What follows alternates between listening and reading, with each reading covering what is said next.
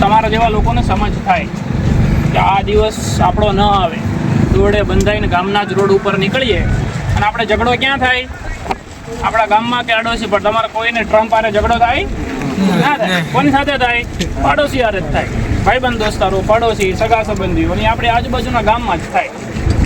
એટલે આ દિવસ ન આવે, તમારા મા બાપને પરિસ્થિતિ આવી ન થાય એના માટે બુદ્ધિ ખાલી આ જોવાનું, મારે મજા આવી, વિડીયો ઉતાર્યો એવા મોદી સાહેબ કહે ને આપણે કે આપણો દેશ યુવાન લોકોનો દેશ બનેલો, યુવાનો પણ કંઈક કામ કરે તો કામના, નહીંતર તો બધા વચન જ વધારે છે. એટલે આમાંથી શીખવાનું. અને આ બધાનું જોઉં છું ને તો તમને જોઉં ને, આ છોકરાઓને જોઉં ને તમને જો બધા એક સરખા લાગો.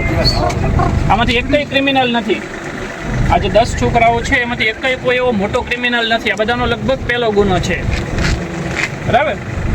પહેલા ગુનામાં જ તે 20 વર્ષની સજા પડશે, ઓછામાં ઓછી. આજીવન પડશે, હું તો ઓછામાં ઓછી તમને કહું છું કે 20 વર્ષની સજા પડશે. જેની ઘરે 1-1 વર્ષના છોકરા છે એ કદાચ હવે મોટા થાય કે ના થાય, જો થશે ને તો એ 21 વર્ષના હશે ને ત્યારે આ છૂટશે બહાર.